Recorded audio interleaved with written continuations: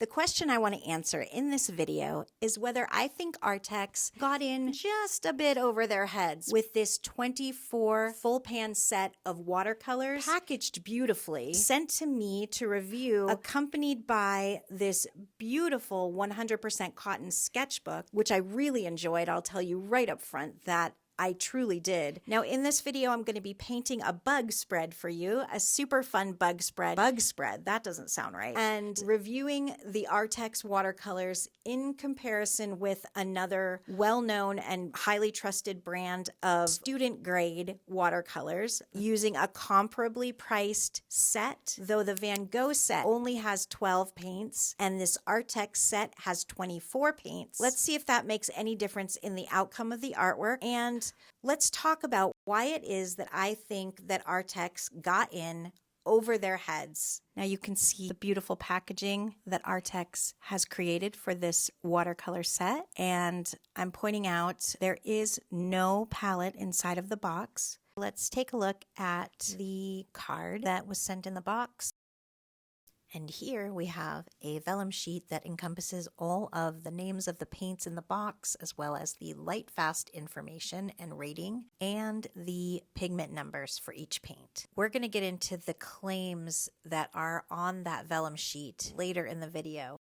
As you look at this box of Arrtx paints, I want you to ask yourself, what stands out to you about the way that these full pans look? I'm talking about the appearance of the paint itself. And please don't be off-put by the fact that these paints are clearly used, as I spent the last 2 weeks painting with them on and off in order to gain a deep familiarity with their composition.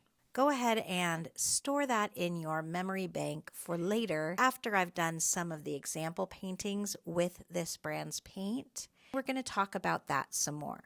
Now you can see as I spray these paints down in their cardboard box that this is not the most user-friendly way that watercolor paints have ever been stored. Unfortunately, it is what it is. There's always taking them out of the box and putting them in another sort of palette that is much more friendly to water. Now let's talk about this sketchbook.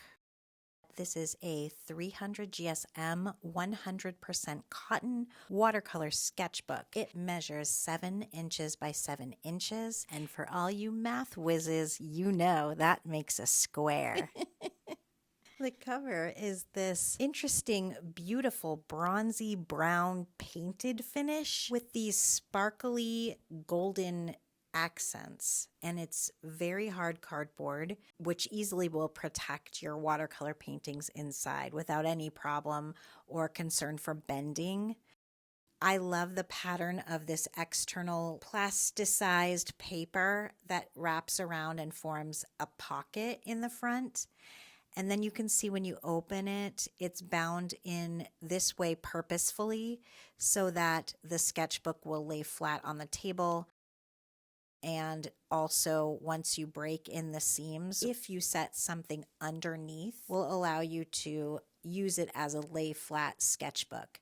There are slight gutters, but you should be able to pretty easily paint over them, and intermittently you can see the threads stitching them together.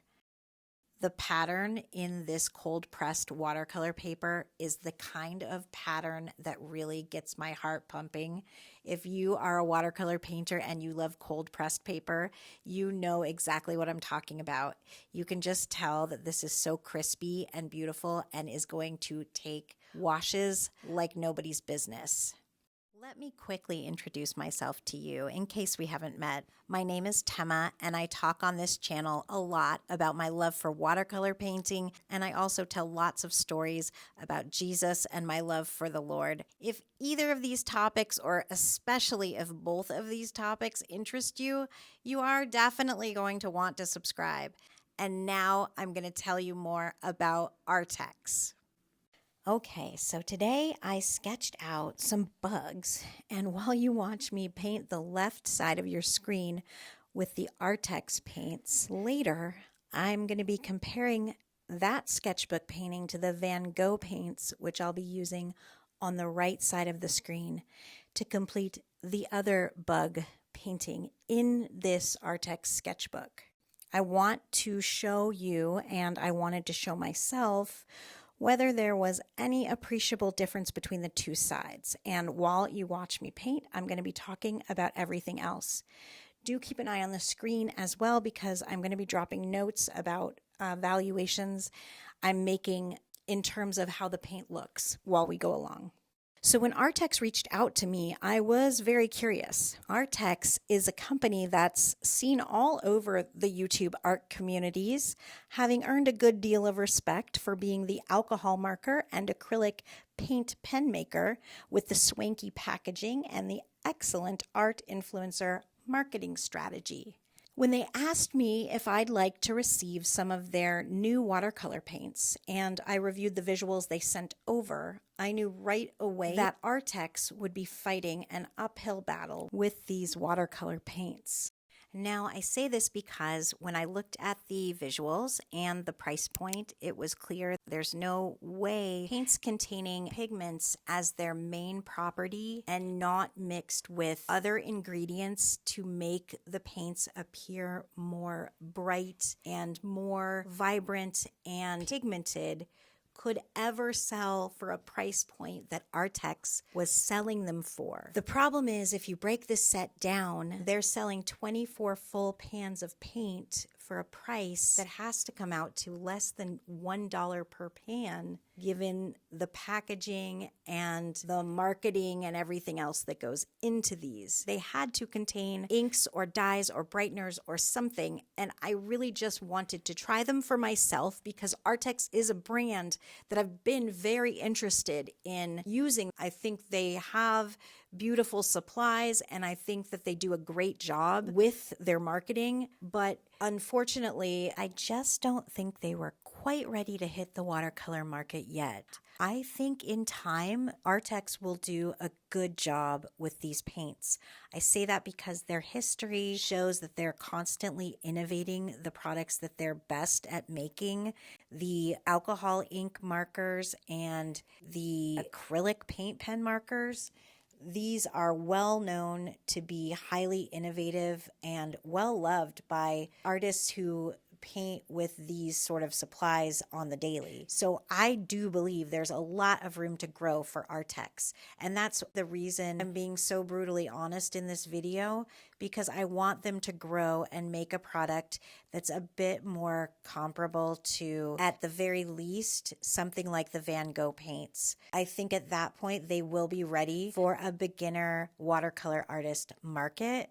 But right now, simply because of the way they operate on paper and their brush feel and the way that they blend and spread on paper, I have concerns for the fact that that will leave beginners feeling that they've made an error they didn't make, because these paints are such that they don't operate the same way as even student grade paints do. So let me talk a little bit more about the special aspects of watercolor itself and what makes it such a unique medium. The clarity of the paint matters. What the paint feels like to the artist using it matters. If you're a beginner and just laying down your very first paint strokes, the argument could be that at this stage, the components of the watercolor paint are irrelevant. You're so new that you're not likely to notice the difference either way. This is also an argument often used to support learning using pulp papers and not 100% cotton paper. I've also argued against this in some of my other videos, simply because if you're looking to learn classical watercolor in all of its glory and beauty, in my experience, it was best to learn using the best I could afford. After that, I was able to go on and make watercolor art with all variety of supplies and trying many different things in order to achieve the outcome I had in my mind's eye. As the old idiom goes, you have to learn the rules before you can break them.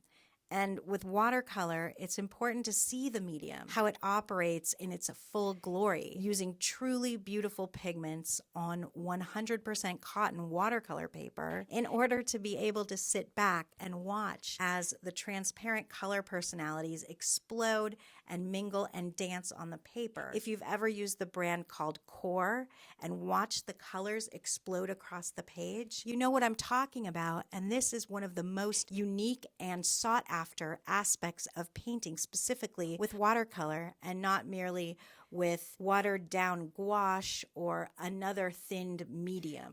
The reason that beginners should be painting with the very best pigments and paints and using the very best paper they can afford is because until you do get the experience, until you do have the experience of painting with such things, it's really hard to know if watercolor really does it for you. If you're only painting with pigments that are very inexpensive or paints that are loaded with fillers and have very little actual watercolor pigment, and you're only using pulp paper and not experiencing the true effects of watercolor, I believe most watercolor artists would agree that if that's how they started, it took them a lot longer to appreciate the true joy of this medium. And it's so important to appreciate it because this is a hard medium to use. So I'd like to take a jump here to a new subject. I tried my very, very best to blend out the paint on this sketchbook paper. Now, at this point, it's very clear as it's almost dried that there are harsh lines, despite the fact that I used wet on wet method. I used lots of water and I blended very, very carefully.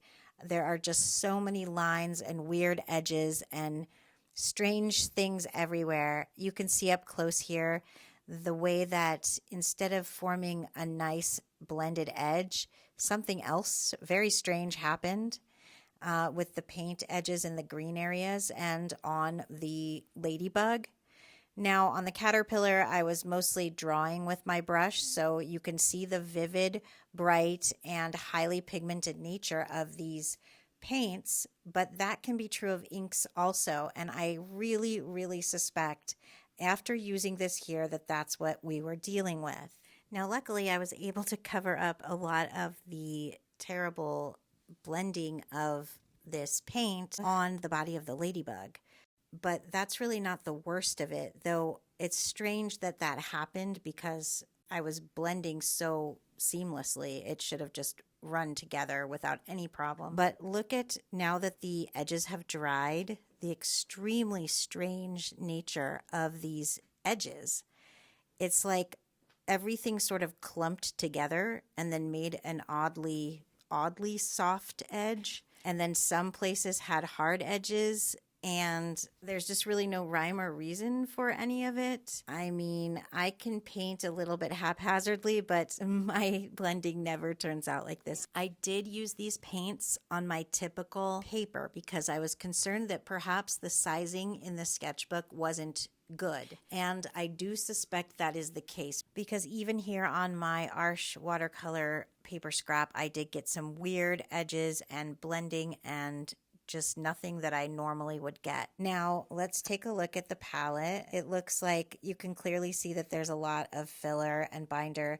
The colors on the palette don't look clear. And now let's revisit what I pointed out early in the video, if you remember. Let's take a close, hard look at these paints. They don't look like any paints I've ever seen before that are purely watercolor, pigments, and binders.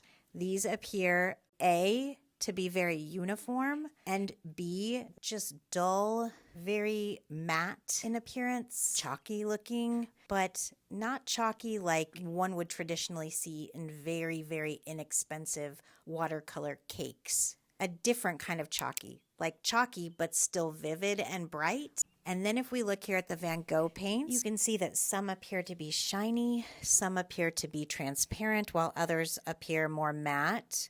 But they're all equally bright and vivid with the other colors, though you will notice if you continue to look at these paints, not only do they not have that uniform quality with each one looking the same, they don't have any of that chalkiness or that sort of matte aspect to them. So now as you continue to watch me painting with the Van Gogh student grade paints, I want to talk about some of the qualities that are true of these paints. I want to speak about the sketchbook itself a bit more, and I want to talk about what I think Arrtx can do to really turn this whole launch around and make things better for their customers who are interested in watercolor going forward. I want them to be able to make positive changes so that more people who may be on a budget can still enjoy their watercolors and get the absolute most out of the art supply. Because when we're fighting our art supplies, we're not having fun and we're not really learning. We're mostly struggling. And when I'm making art, I struggle enough just with my drawing and trying to make everything cohesive. The last thing I want to struggle with is the art supply, and I suspect you would agree. Now, as I'm blending out these student grade watercolors, what I'm noticing the most is that they are a little bit less pigmented, but they are still bright and clear, and the filler that's used by Van Gogh isn't one that creates a lot of dullness to the painting. I noticed that these paints move like higher end watercolor paints. They have the same sort of consistency and brush feel to them, and that's something that was missing in the set of Arrtx paints, unfortunately. Those felt like I was painting with ink. I don't know how else I can explain it. They didn't paint like watercolors do, and I was really bummed out. I really, really wanted to give these a positive review. This is the first time a brand has ever reached out to me about anything, and the last thing I want to do is make everybody angry with me. And so I hope, Arrtx, that you're taking this in the spirit that it is intended, which is that I want both you as a brand to grow from this, and most importantly, I never ever want to steer the people who I want to have trust in what I say into a direction that could be even frustrating for them, or where they're spending their hard-earned money on something that just isn't up to snuff. So for me personally, as a consumer, I always would much rather spend a little bit more money and get a highly quality product. And in this case, these Van Gogh watercolors, they are mostly single pigment, and like I said, they operate just like professional grade watercolors do. They just have a little bit less pigment in them and a little bit more binder. So there are only 12 half pans in the Van Gogh set, whereas the Arrtx set has 24 watercolors in it. But if you take a look back at the beginning, look at these swatches, it's very clear that almost half of the paints are colors made by combining the pigments from two of the existing single pigment colors, making a third color, which we didn't need a whole pan for that. We could just mix that ourselves. Therefore, Arrtx, we would much prefer you put the money into formulating 12 or even fewer, let's say 6 or 8, very quality full pan watercolors with single pigments, and leave out the dyes or the brighteners or the inks or whatever it is that, again, I just suspect, I don't know for sure, is in these watercolors. Leave out all the extra stuff, just add pigments and the binder and the humectant, and let's call it a day, right? That is what I would suggest. Work with a watercolor professional, Arrtx, and ask them to formulate these supplies according to the stuff they would be excited to use in their practice. You could do that just as affordably. Yes, you might not have as many colors to offer, but in reality, I believe about half of the colors in this set, beyond the first 12, are mixtures, like I said, of the single pigment colors to make a tertiary color. So, and then if your watercolors take off, you can make more colors and add to them and add interesting pigments. That's really where the joy comes from for watercolor hobbyists and professionals, is finding that unique, cool color or pigment that really rounds out their set, not just having more watercolors in general of the same basic things. So what I want to say finally about the sketchbook is that I really enjoyed it. I do believe the sizing is not great. I think that the entire concept, start to finish, the 100% cotton, the square sketchbook, the size of the sketchbook, the external cover, beautiful, everything, perfect execution. The only thing is that the sizing isn't quite right. And I think that, combined with whatever it is that's added to these watercolors to make them appear so bright and vivid, combined with the maybe not really consistent sizing in the paper, or maybe not enough sizing if I had to just guess, makes it so that these weird lines are formed when we try to blend, and that's no good. But I will still use this sketchbook, and if you put out another one or a second generation, I will 100% try it out and review it, and if it's better, I will suggest it to my friends. Now, guys, the final verdict, I would not purchase either of these things. If you are a beginner, I would look into this Van Gogh set. The Arrtx set is $25 on sale from $50, rounded off in US dollars. To me, that is an astronomical price for packaging, essentially. And I get why you did it, Arrtx, but we've already talked about what you can do to make this better. And for those of you who I'm suggesting to buy the Van Gogh set, which is like $28 right now on sale at Blick, if you're interested in a watercolor set like this, get that one. You'll be very, very happy with it, and you'll begin to learn watercolor in a way that will translate as you grow into the more professional watercolor sets. But don't take Arrtx off your radar. I suspect they're going to come out with something really great after this. Sometimes you got to have a flop to have a success, right?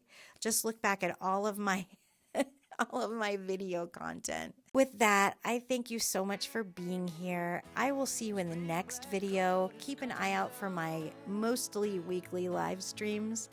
And I just hope that you have an absolutely beautiful day. Bye-bye. A warm breeze from the sun.